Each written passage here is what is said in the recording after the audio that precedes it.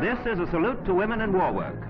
Women have taken up the reins in the public services, in industry, and in the forces on a scale not only without precedent, but far exceeding everything that would have been thought possible before the present war. In the past 3 years, the women of Great Britain have set an inspiring example throughout the United Nations. They are up early and late in the public transport services. Arduous work in all weathers, such as taxes the strength of men in ordinary times. In many places, they drive buses as well as taking on conductor duty. Without them, millions of factory workers would be unable to be at the bench on time.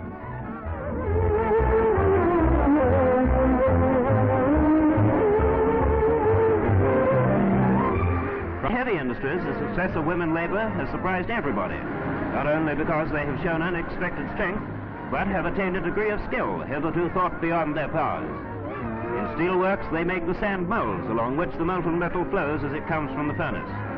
Into these molds, the metal is poured for steel castings. Sand is released from the hopper into the wooden framework of the mold. It then has to be packed as tight as possible so as to take the molten metal. At this stage, the sand mold is taken out of the wooden framework and is ready for service.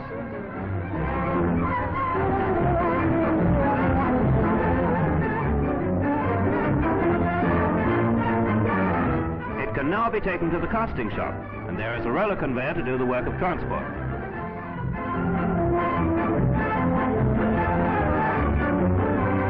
In the casting shop, women operate the crane carrying ladles of molten metal. No job could require more care than this, as obviously a slip on the part of the crane driver might result in a nasty accident. Into the newly made molds, the metal is now poured, and the first phase of the casting operations is completed.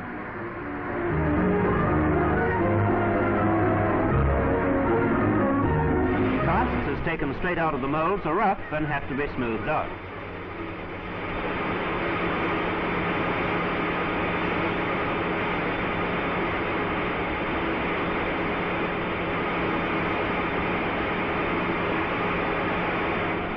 The farther you go into war industry, the more surprised you are at the things nowadays being done by women.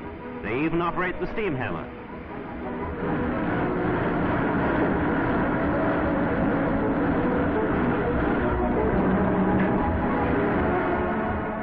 This film is not attempting a detailed exposition of any manufacturing process. What we are out to show is that under the pressure of war necessity, woman has entered a new field, one in which it was thought not very long ago she could not possibly succeed. She has succeeded brilliantly. Till now, however, the women in heavy industry have been out of the limelight. Let that be so no longer. Let us now see to it that the proper praise is given to them, and couple with them the women who do a score of thankless but essential jobs left vacant by the men who fight.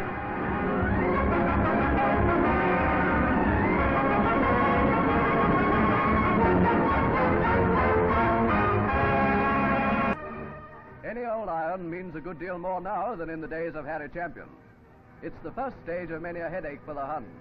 At this factory, it's made into bomb casings for 1,000-pounders. The girl at the converter panel controls the operation in which molten iron is turned into steel.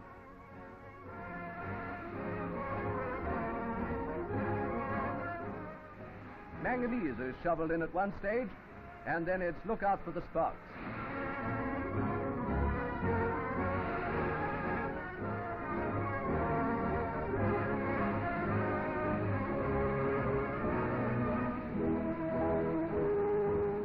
Girls also make the sand molds, which are used as the core around which steel is poured into metal molds.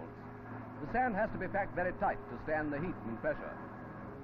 Being turned out here, rather like super mud pies, are the top and bottom of the core.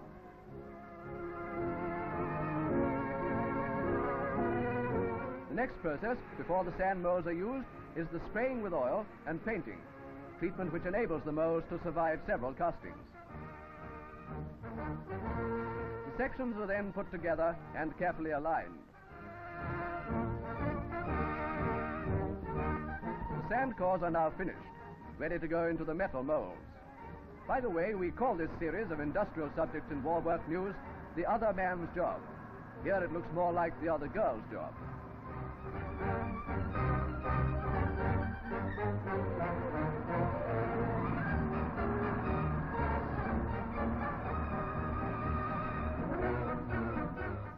The molten steel is now poured into the space between the sand cores and the outer molds. When it cools off, it will be 1,000-pound bomb cases. In this shop, casings straight from the molds are having the rough ends cut off. Most of the roughness is removed by grinding. They are now going into the annealing furnace, where they are slowly cooled to make them less brittle. After annealing, little remains to be done.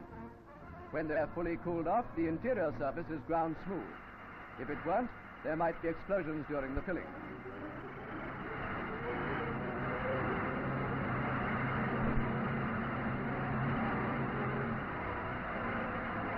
The cases are next filled with compressed air, sealed and immersed in water, where bubbles will appear if there's the slightest flaw in the castings. And here are the finished bomb casings for beautiful bombs. In these days of 8,000-pounders, we tend to think rather less of the 1,000-pounder, but over in Germany they have a healthy respect for them. And now, going down. Essen, Degesack, Paris, Berlin, Hamburg, Pilsen. Women are certainly doing everything for the Nazis on the ground floor.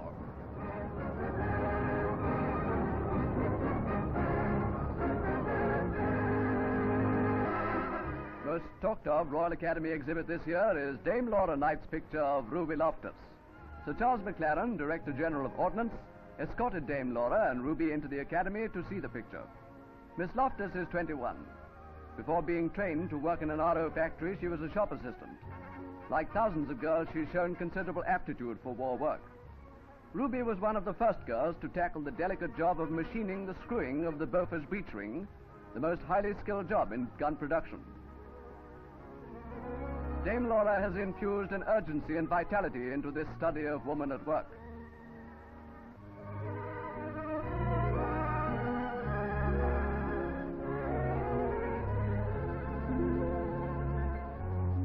On canvas is recorded how a typical British girl served her country in wartime, doing a job in the ordinary way done only by men with at least 8 years' experience.